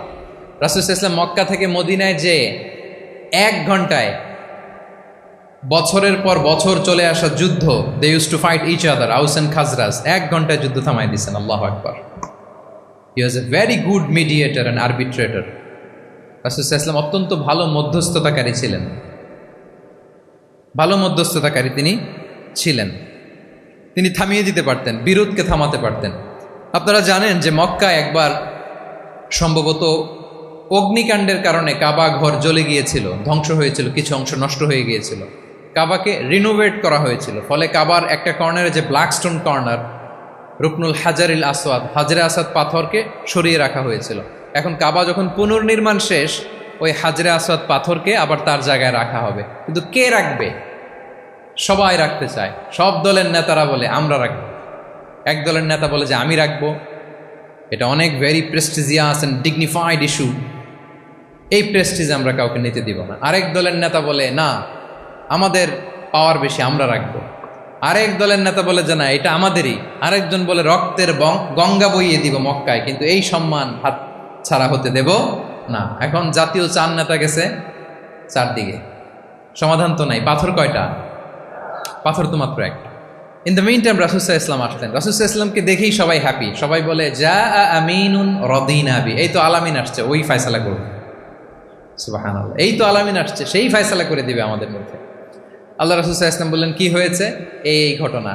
জাতীয় চার নেতা বলে এই পাথর নিয়ে তারা নিজেরা রাখবে, কাউকে দিবেন। রাসূল সাল্লাল্লাহু আলাইহি ওয়াসাল্লাম বললেন ঠিক আছে, একটা চাদর নিয়ে আসো। চাদর নিয়ে আসা হলো। এবার জাতীয় চার নেতা চাদরের 4 কর্নার ধরে দাঁড়ালো। রাসূল সাল্লাল্লাহু আলাইহি ওয়াসাল্লাম নিজ হাতে হাজরে আসওয়াদ তুলে চাদরের মাঝখানে রাখলেন। এবার চার নেতাকে বললেন আসো তোমরা আমার সাথে। তারা আগাতে লাগলো। কাবা ঘরের সামনে যখন আসলো, রাসূল সাল্লাল্লাহু আলাইহি ওয়াসাল্লাম নিজ হাতে, ওনার বরকতময় হাতে আবার হাজরে আসওয়াদ ধরে ঠিক জায়গায় মতো রেখে দিলেন। এতক্ষণ কিন্তু চার নেতা কি বলছে? কাউরে ধরতে দিব না, কাউকে। কিন্তু এখন চাদরের কোনা ধরেই কি happy. This is called conflict resolving ability. একজন নেতার এরকম কনফ্লিক্ট, সমাজে যখন এই ধরনের বিরোধ তৈরি হয়, ঝামেলা তৈরি হয়, মারামারির মতো পরিস্থিতি তৈরি হয়, সংঘাতের মতো একটা সিচুয়েশন হয়, নেতা এটাকে রিজলভ করার ক্যাপাসিটি, এবিলিটি তার থাকতে হবে। আল্লাহ রাসূল সাল্লাল্লাহু আলাইহি ওয়াসাল্লামকে আল্লাহ তাআলা এটা দিয়েছেন। আল্লাহু আকবার। শুধু বড় বড় জিনিস না, ছোট ছোট জিনিসও করতে হয়। লেটস সে নিজ দলের নেতাকর্মীদের মধ্যে মারামারি, নিজ দেশের ভেতরে মারামারি, দেশের সাথে প্রতিবেশী দেশের বিরোধ, রিজিওনাল সুপার পাওয়ার হলে আশেপাশের অনেকগুলো দেশের মধ্যে বিরোধ, আপনাকে নেতা হয়ে এগুলো মিটমাট করে দিতে হবে। সুপার পাওয়ার যদি হয়ে যান, গোটা বিশ্বের যেখানে ঝামেলা লাগে, দেখেন না বড় বড় মোরলরা কি করে, ওই কাতারে বসে বসে ওই আফগানিস্তান, তারপর ওই ইসরায়েল, কাতার মিলাই দিচ্ছে। দেখেন না এগুলো নিউজে আপনারা? This is called conflict resolving ability. কনফ্লিক্টকে রিজলভ করতে জানতে হয়। রাসূল সাল্লাল্লাহু আলাইহি ওয়াসাল্লাম এরকম রাষ্ট্রীয় পর্যায়ে, বড় বড় সামাজিক পর্যায়ে, এমনকি ফ্যামিলি অ্যাফেয়ার্সের মধ্যে যত বিরোধ লাগতো, রাসূল সাল্লাল্লাহু আলাইহি ওয়াসাল্লাম মিলাই দিতেন। আল্লাহু আকবার। ফ্যামিলি কাউন্সিলিং, এই জন্য প্রত্যেক ইমাম খতিবদের এই কাউন্সিলিংয়ের উপর ট্রেনিং নেওয়া দরকার। আমাদের পরিবারগুলো ভেঙে যাচ্ছে, পরিবারগুলো কি হচ্ছে? ভেঙে যাচ্ছে। আমি পশ্চিমা দেশে আমাদের অনেক স্কলারদের দেখেছি, যারা ইমাম এবং খতিব, তাদের আলাদা করে উইকলি 7 ঘন্টা, 8 ঘন্টা, 10 ঘন্টা এরকম রাখতে হয় ফ্যামিলি কাউন্সিলিংয়ের জন্য। যাদের মধ্যে বিরোধ, হাজব্যান্ড ওয়াইফের ঝামেলা চলতেছে, উনি কাউন্সিলিং করে। এটা খুব জরুরি। আল্লাহ রাসূল সাল্লাল্লাহু আলাইহি ওয়াসাল্লাম এটা করতেন, সাহাবাদের মধ্যে করতেন, ইভেন নিজের স্ত্রীদের মধ্যেও করতেন। সহিহ বুখারীতে এসেছে, ওনার স্ত্রীদের মধ্যে 2টা গ্রুপ ছিল। পজিটিভলি নেন, 2টা গ্রুপ, আবার এটা ওই গ্রুপ মনে করেন না। অর্থাৎ মানবিক কারণে সামান্য যে জেলাসি থাকে এক স্ত্রীর সাথে আরেক স্ত্রীর, এটা তো খুব স্বাভাবিক। তো ওই ওনাদের মধ্যে একসাথে তো অ্যাট এ টাইমে খুব সম্ভবত 9 জন স্ত্রী বেঁচে ছিলেন। হাফসা রাদিয়াল্লাহু তাআলা আনহাকে কেন্দ্র করে একটা গ্রুপ, আয়েশা রাদিয়াল্লাহু তাআলা আনহাকে কেন্দ্র করে একটা গ্রুপ। তাদের মধ্যে অনেক কথাবার্তা, কিছু মানবিক কারণে যেগুলো হয়, এটা কিন্তু ছিল। রাসূল সাল্লাল্লাহু আলাইহি ওয়াসাল্লাম প্রায় ওনাদেরকে নিয়ে বসে এগুলো রিজলভ করে দিতেন। ওনার নিজের কন্যা ফাতেমা রাদিয়াল্লাহু তাআলা আনহার সাথে আলী রাদিয়াল্লাহু তাআলা আনহার যদি মনোমালিন্যের ঘটনা ঘটতো, এগুলো উনি রিজলভ করে দিতেন। এবং খুব কাছাকাছি ছিল কিন্তু ঘর। যারা মদিনায় মাআরিদুস সিরান নাবাবিয়া ওগুলোতে গিয়েছেন, দেখবেন যে রাসূল সাল্লাল্লাহু আলাইহি ওয়াসাল্লামের ঘরের পাশেই অন্যান্য স্ত্রীদের ঘরগুলো একটার পর একটা, পাশেই ফাতেমা রাদিয়াল্লাহু তাআলা আনহার ঘর। একবার তিনি দুপুরবেলা ফাতেমা রাদিয়াল্লাহু তাআলা আনহার ঘরে গেলেন, যে দেখেন যে ঘরে আলী রাদিয়াল্লাহু তাআলা আনহু নেই। তো জিজ্ঞেস করলেন যে তোমার হাজবেন্ড কোথায়, আইনা ইবনু আম্মি, কোথায় আলী কোথায়? তো বললেন যে কানা বাইনি ওয়া বাইনাহু শাই, আমাদের মধ্যে একটু ঝগড়াঝাটি হয়েছে আর কি, মনোমালিন্য হয়েছে। ফাগাদাবানি, উনি একটু রেগে গেছেন আমার উপর। ফাখারাজা ফালাম ইয়াকিল ইনদি, প্রত্যেকদিন খাওয়ার পরে তো এখানেই কাইলুলা করে, আজকে আর ঘরে কাইলুলা করে নাই, কই যেন চলে গেছে। তো কোথায় গেল? রাসূল ইসলাম লোক পাঠালো, খুঁজে দেখো আলী কোথায়। আলী রাদিয়াল্লাহু তাআলা আনহু উনি মনের কষ্ট নিয়ে মসজিদে নববীর মধ্যে শুয়ে আছেন। তো রাসূল ইসলাম খুঁজতে খুঁজতে মসজিদে নববীর ভেতরে গেলেন, দেখলেন যে উনি যে শুয়ে আছে, ওনার গায়ের জামাটা এক পাশে পড়ে আছে আর বালুর মধ্যে ওনার শরীর পড়ে আছে। তো উনি ডাকলেন কুম ইয়া আবা তোরাব, কুম ইয়া আবা তোরাব, মানে হে বালুর বাপ, হে বালির বাবা আলী, বালির বাবা আলী ওঠো ওঠো। মজা করে বললেন যে ইয়া আবা তোরাব, যেহেতু বালি লেগে আছে গায়ে, বালির বাবা আলী ওঠো। ওখান থেকে ধরে এনে ফাতেমা রাদিয়াল্লাহু তাআলার কাছে নিয়ে দুইজনকে পাশে বসিয়ে এই যে আবার মিটমাট। এটা ছিল রাসূল সাল্লাল্লাহু আলাইহি ওয়াসাল্লামের ডেইলি বেসিসে একটা অ্যাক্টিভিটি। কনফ্লিক্ট তিনি রিজলভ করে দিতেন। সেই বুখারিতে একটা অধ্যায় আছে কিতাবুস সুলহি ফিল বুখারিতে, বুখারিতে আছে কিতাবুস সুলহ, এটার নাম, অধ্যায়টার নাম হচ্ছে কিতাবুস সুলহ, মানে মীমাংসা করে দেওয়ার অধ্যায়। একটা পরিচ্ছেদ আছে, পরিচ্ছেদের নাম হচ্ছে বাবু কওলিল ইমামি লি আসহাবিহি ইযহাবু বিনা নুসলিহ বাইনাহুম। রাসূল সাল্লাল্লাহু প্রায় বলতেন যে আমাকে নিয়ে যাও, আমি মিলাই দিব। ঝগড়া ঝাঁটি মারামারির কথা শুনলে রাসূল সাল্লাল্লাহু আলাইহি ওয়াসাল্লামের বিখ্যাত ডায়লগ এটা। উনি বলতেন আরে ঝগড়া, ইযহাবু বিনা, আমি আসি না, আমার নিয়ে যাও, আমি মিলাই দেব, আমাকে নিয়ে যাও, আমি সংশোধন করে দিব। আল্লাহু আকবার। তাহলে কনফ্লিক্ট রিজলভিং এবিলিটি এটা একজন নেতার থাকা চাই, কি বলেন? আচ্ছা, কয়টা গেল? কয়টা? 7:40 বেজে গেছে। আচ্ছা, 8 নম্বরে হচ্ছে visionary. Visionary, a leader should be futuristic, সময়ের আগে চলতে পারা, এটা নেতার কাজ। He should see beyond the boundary, out of the box. তাকে আউট অফ দ্য বক্স চিন্তা করতে হবে। কর্মীরা যদ্দূর দেখে এরপর থেকে নেতা দেখা শুরু করবে, তখন সেই হয়ে উঠবে নেতা। এটাকে বলে ভিশনারি। এই ট্রেডটা একটা লিডারশিপ ট্রেড, খুব গুরুত্বপূর্ণ লিডারশিপ ট্রেড, মানে ফারসাইটেডনেস থাকা, দূরদর্শিতা থাকা, ফিউচারিস্টিক অ্যাটিটিউডের হওয়া, সময়ের আগে চলতে পারা, মানে আগ থেকে আন্দাজ করতে পারা। রাসূল সাল্লাল্লাহু আলাইহি ওয়াসাল্লামের মধ্যে এটা ছিল। কেমন ছিল? ওনার দুই একটা উক্তি আমি কয়েকটা হাদিস শেয়ার করি। তিনি বলতেন ইন্নাল্লাহা যাওয়ালি আল আরদা ফারাআইতু মাশআরিকাহা ওয়া মাগারিবাহা ওয়া ইন্না মুলকা উম্মতি সায়াবলুগু মুলকুহা মা যুবিয়ালি মিনহা। আল্লাহ তাআলা এই পৃথিবীটাকে ফোল্ড করে ছোট রেপ্লিকা বানিয়ে আমার সামনে তুলে ধরেছেন। ফারাআইতু মাশারিকাহা ওয়া মাগারিবাহা, আমি পৃথিবীর প্রাচ্য পাশ্চাত্য সবটুকুন দেখেছি। আর আমি যদ্দূর দেখেছি ঠিক তদ্দূর জায়গায় আল্লাহ তাআলা লা ইলাহার বাণী পৌঁছে দিবে। যদ্দূর দেখেছি, ঠিক যদ্দূর দেখেছি তদ্দূর পৌঁছে যাবে ইসলামের সুমহান বাণী। আজকে পৌঁছে গেছে না পৃথিবীতে? পৃথিবীতে এমন কোনো জায়গা আছে যেখানে লা ইলাহার ধ্বনি উচ্চারিত হয় না? এমন কোনো জায়গা নেই। তার মানে ফিউচারিস্টিক, সে 1400 বছর আগের কথা, যে পৃথিবীর আনাচে কানাচে কোথাও বাকি থাকবে না, সব জায়গায় ইসলাম পৌঁছে যাবে। অন্য জায়গায় বললেন লা ইয়াবলাগান্না হাযাল আমরু মা বালাগাল লাইলু ওয়ান নাহার ওয়ালা ইয়াতরুকুল্লাহু বাইতা মাদার ওয়ালা ওয়াবার ইল্লা আদখালাহুল্লাহু হাযাদ দ্বীন। এই ইসলাম যেখানে দিন হয় রাত হয়, পৃথিবীর যেখানে দিন রাত্রি সংঘটিত হয়, সব জায়গায় পৌঁছবে। এমন কোনো কাঁচা ঘর, পাকা ঘর, কোনো জঙ্গল, কোনো পাহাড়, কোনো ভূখণ্ড, এই পৃথিবীতে কোনো এমন কোনো জনপদ থাকবে না যেখানে ইসলামের বাণী পৌঁছবে না। সব জায়গায় পৌঁছে যাবে। আল্লাহু আকবার।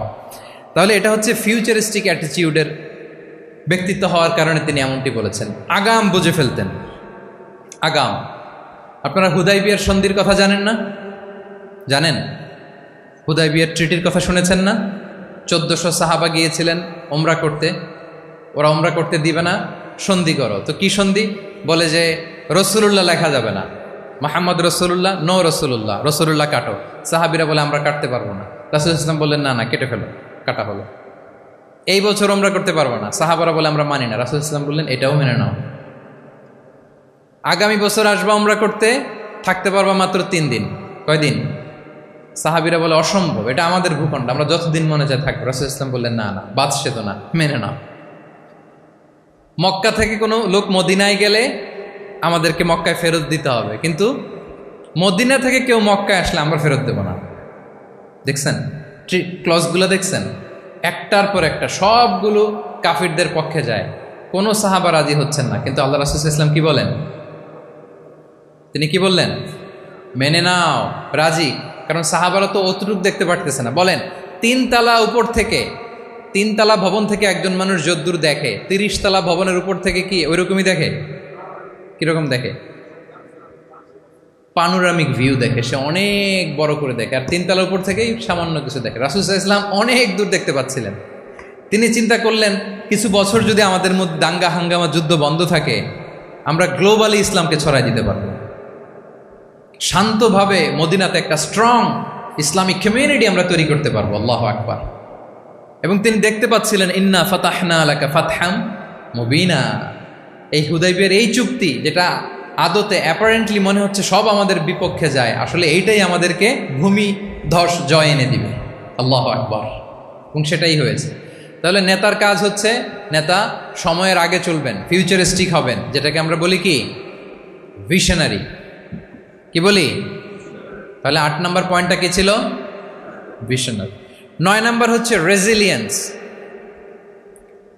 এটা একটা চমৎকার লিডারশিপ ট্রেট। রেজিলিয়েন্স মানে সংকট কাটিয়ে ঘুরে দাঁড়াবার সামর্থ্য, মানে যাকে কেউ থামাতে পারে না। আনস্টপেবল, আনস্টপেবল, কোনো কিছু তাকে থামাতে পারে না। লেগে থাকার মানসিকতা, টিকে থাকার মানসিকতা, সহজে হার না মানা, আবার ঘুরে দাঁড়ানো, এটার বলে রেজিলিয়েন্স। এই ক্যাপাসিটি, এই কোয়ালিটি রাসূল সাল্লাল্লাহু আলাইহি ওয়াসাল্লামের মধ্যে ছিল। হি ওয়াজ আনস্টপেবল, হ্যাভিং আনবিলিভেবল সাবর। কোনো কিছু রাসূল সাল্লাল্লাহু আলাইহি ওয়াসাল্লামকে থামাতে পারে নাই। পেরেছে? বলেন, পেরেছে কেউ থামাতে? ছোটবেলা থেকে স্ট্রাগল করে, একটার পর একটা স্ট্রাগল ফেস করে বড় হয়েছে। জন্মের আগেই তো ওনার পিতাকে আল্লাহ তাআলা উঠিয়ে নিলেন। তার মানে বাবাকে নিজ চোখে এই দুনিয়াতে আমাদের প্রিয় নবীজি দেখে যান নাই। আল্লাহ রাসূল সাল্লাল্লাহু আলাইহি ওয়াসাল্লাম ওনার বাবাকে, পিতাকে দেখছেন? দেখেন নাই। ওনাদের আমেনা এবং আব্দুল্লাহ, ওনাদের সংসার ছিল মাত্র সপ্তাহখানেক, 1 সপ্তাহ সংসার। কয়দিনের সংসার? কয়দিনের? 7 দিনের। এই সপ্তাহখানেকের সংসারেই আল্লাহ তাআলা রাসূল সাল্লাল্লাহু আলাইহি ওয়াসাল্লামকে ওনার মায়ের পেটে পাঠিয়েছেন। আব্দুল্লাহ চলে গেলেন ব্যবসায়, ফিরে আসার পথে ওখানেই মারা গেলেন, ইয়াসরিবে। তার মানে জন্মের আগেই বাবাকে হারালেন, ইয়াতিম হয়ে দুনিয়াতে আসলেন। এরপরে মাকে হারালেন, এরপরে দাদাকে হারালেন, এরপরে চাচাকে হারালেন। Physically, mentally torture, emotionally traumatise করার যত ধরন আছে কাফিররা করেছে। কোনো কিছু রাসূল সাল্লাল্লাহু আলাইহি ওয়াসাল্লামকে থামাতে পেরেছে? বলেন, থামাতে পেরেছে? ওনার লাইফ থ্রেট ছিল। হিজরতের রাতে তো আল্লাহ তাআলা বললেন, আজই যেতে হবে, না হলে হত্যার ষড়যন্ত্র হচ্ছে, ব্ল্যাক ম্যাজিক করা হয়েছে। রাসূল সাল্লাল্লাহু আলাইহি ওয়াসাল্লাম খাসির মাংস, খাসির যে বাজুর মাংস, এটা পছন্দ করতেন। খাইবারে এক ইহুদি নারী এই খাসির মাংসের মধ্যে বিষ মিশিয়ে পয়জন দিয়ে রাসূল সাল্লাল্লাহু আলাইহি ওয়াসাল্লামকে খাইয়েছিল হত্যার জন্য, একটার পর একটা। বলেন, রাসূল সাল্লাল্লাহু আলাইহি ওয়াসাল্লামের মিশন থেকে এক চুল পরিমাণ ওনাকে পেছনে নেওয়া গিয়েছে? He was unstoppable. This is called resilience. একজন নেতার মধ্যে এই রেজিলিয়েন্ট মানসিকতা থাকতে হবে, যে আমাকে কেউ থামাইতে পারবে না, আমরা আমাদের মঞ্জিলে মকসুদে যাবই। হ্যাঁ, আমরা যাবই, আমাদেরকে কেউ থামাতে পারবে না, এই মেন্টালিটির হইতে হবে। এটা হচ্ছে একটা লিডারশিপ ট্রেট, রেজিলিয়েন্ট। 10 নম্বরে হচ্ছে স্ট্র্যাটেজিক লিডারশিপ। নেতার কৌশলী হতে হয়।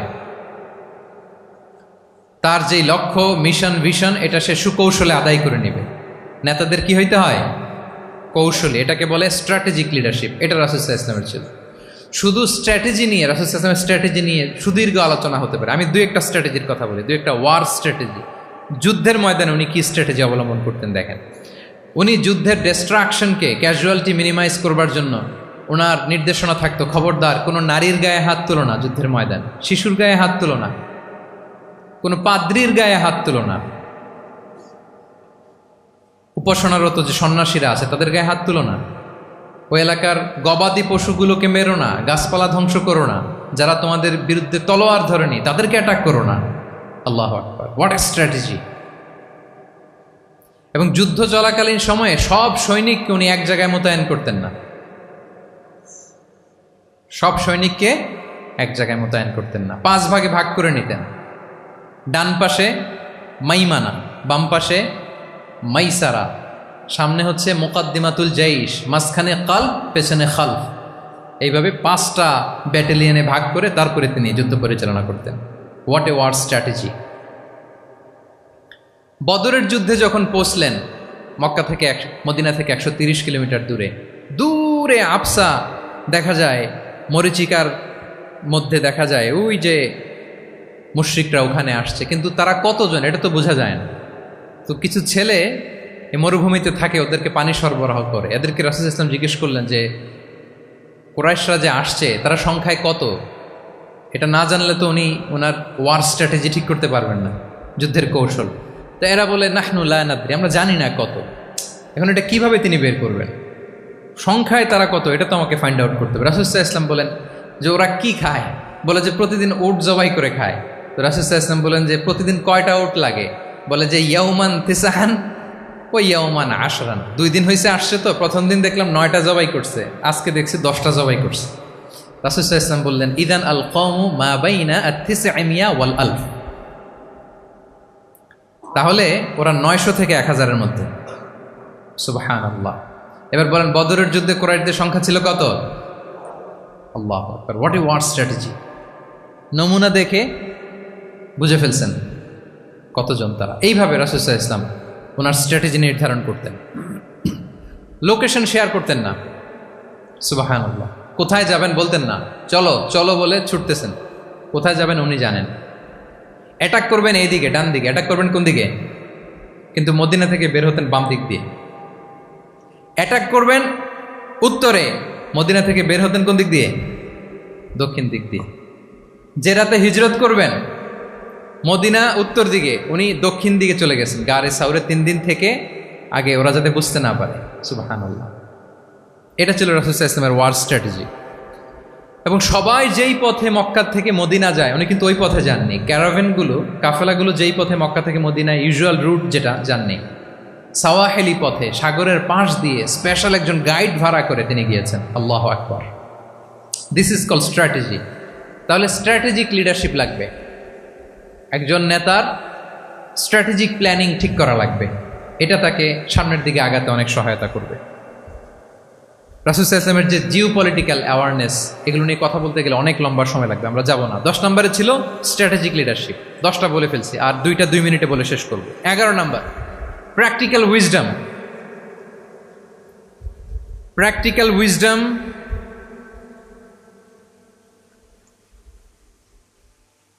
এটা হচ্ছে 11 নম্বর পয়েন্ট।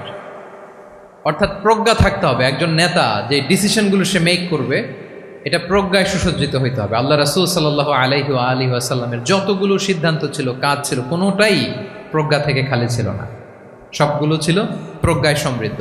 ভুরি ভুরি উদাহরণ হাজির করা যেতে পারে। আমি 2টা উদাহরণ দিই। মাক্কি জীবনের একটা উদাহরণ দিই, মাক্কান এরার একটা উদাহরণ। রাসূল সাল্লাল্লাহু আলাইহি ওয়াসাল্লাম মক্কাতে নবুয়তের 5ম বৎসরে যখন নও-মুসলিম সাহাবাদের উপর অত্যাচারের মাত্রা মারাত্মক বেড়ে গেল, রাসূল সাল্লাল্লাহু আলাইহি ওয়াসাল্লাম সাহাবাদেরকে হিজরতে পাঠালেন। বলেন তো কোথায় পাঠিয়েছিলেন? সবাই বলুন। আবিসিনিয়াতে, বর্তমান ইথিওপিয়া, ইরিত্রিয়া, ওই এরিয়াতে, আবিসিনিয়াতে তিনি পাঠালেন। বললেন যে দেয়ার ওয়াজ এ জাস্ট কিং আসহামা নেগাস, বললেন যে ওখানে আবিসিনিয়াতে যাও, ওখানে আসহামা নামে নাজ্জাশী একজন বাদশাহ আছে, খুব ভালো। তাদেরকে পাঠালেন নবুয়তের 5ম বৎসরে। যেতে লাগলো, এক এক সময় এক এক সাহাবী যায়, যে ওখানে বড় একটা বেস তৈরি হলো, মুসলিম কমিউনিটি তৈরি হলো। এরপর 13 বছর পরে মাক্কি 13 বছর, মাক্কি জিন্দেগির 13 বছর শেষ করে নবুয়তে রাসূল ইসলাম কোথায় চলে গেলেন? মদিনায়।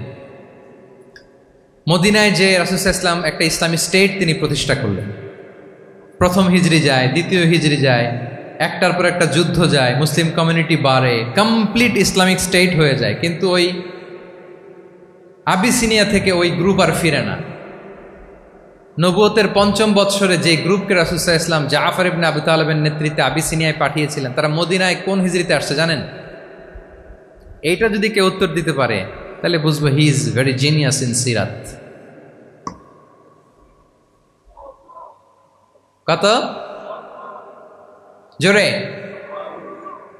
9ম, 7ম? মাশাআল্লাহ। কয়জন বলছে? এটা জানতেন কে কে? হাত তোলেন। মাশাআল্লাহ, অনেক জিনিয়াস আছে তো এখানে। হ্যাঁ, লটস অফ জিনিয়াস। মাশাআল্লাহ, মাশাআল্লাহ, তাবারাকাল্লাহ। জি, 7ম হিজরিতে এসেছিলেন জাফর ইবনে আবি তালেবের নেতৃত্বে। এখানে হিকমা, রাসূল সাল্লাল্লাহু আলাইহি ওয়াসাল্লামের উইজডমের ব্যাপারটা হচ্ছে, রাসূল সাল্লাল্লাহু আলাইহি ওয়াসাল্লাম আছেন মদিনাতে, একের পর এক কোরআনের আয়াত নাজিল হচ্ছে, আহকামগুলো সাহাবারা প্র্যাকটিস করতেছে, মসজিদে নববী হলো, ইসলামিক স্টেট হলো, বদরের যুদ্ধ হলো, ওহুদ হলো, খন্দক হয়ে গেল, সব হয়ে যায়, কিন্তু ওনারা ফিরেন না কেন? ওনারা ফিরলেন সেই 7ম হিজরিতে খায়বার বিজয়ের পরে।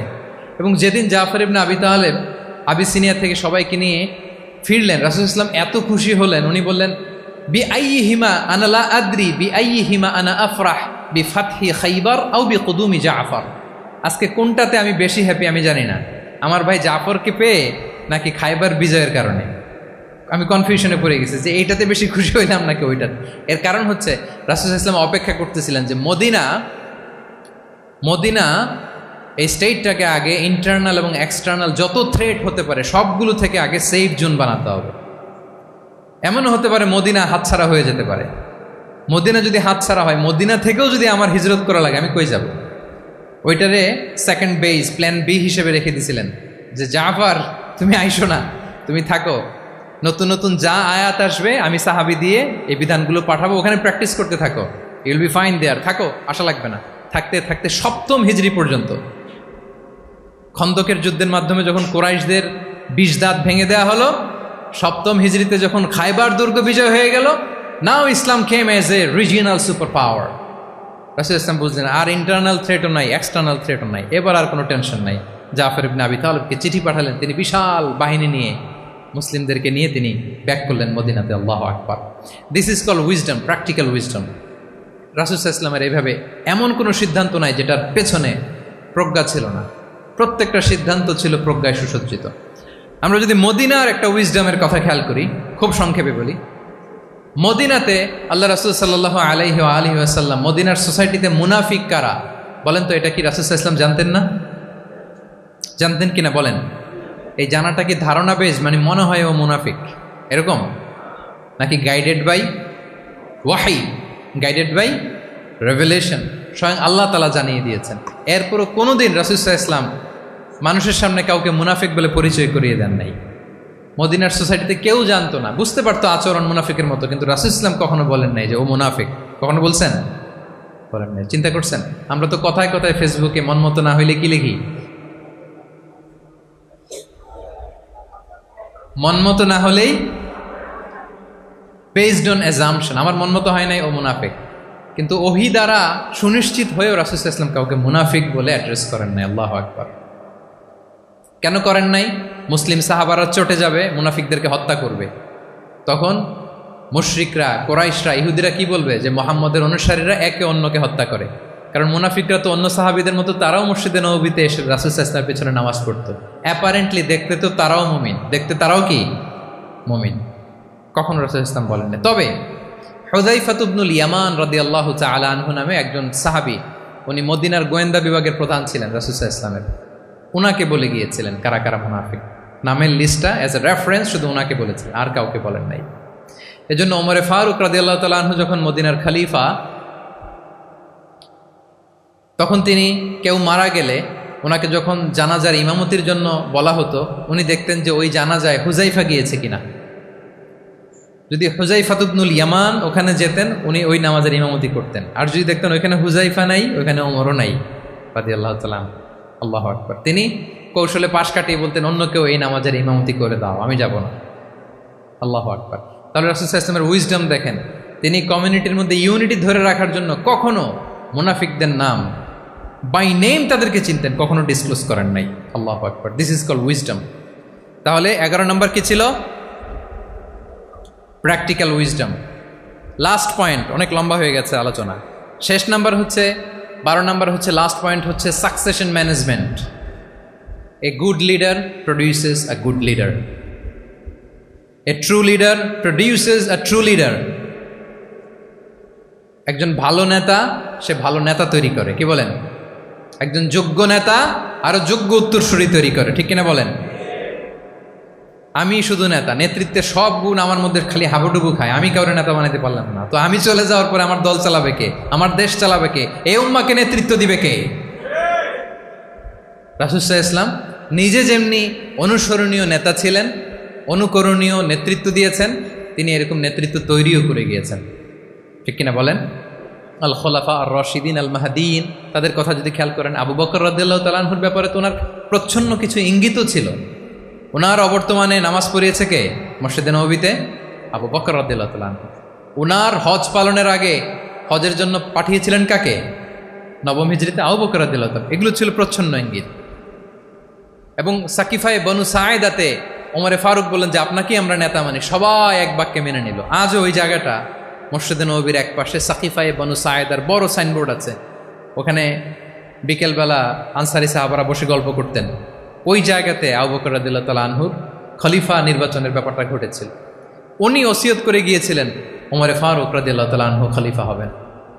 ওমরে ফারুককে যখন অ্যাসাসিনেশন করা হলো, উনি একটা প্যানেল করে দিয়ে গেলেন।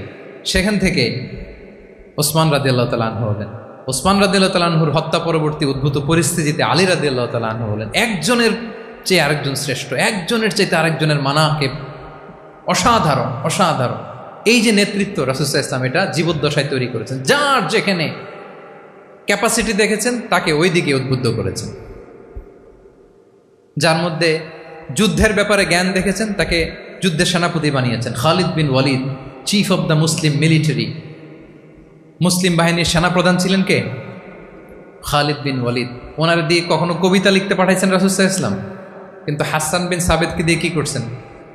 শুধু কি কবিতা লেখানো? মিম্বরের পাশে মসজিদে নববীতে আরেকটা মিম্বর বানাই দিয়েছেন, স্টেজ, যে তুমি এখানে দাঁড়িয়ে এমন জ্বালাময়ী কবিতা লিখবে যেন গুজবাম হয় মুসলমানদের, জেহাদের ময়দানের জন্য ঝাঁপিয়ে পড়ে।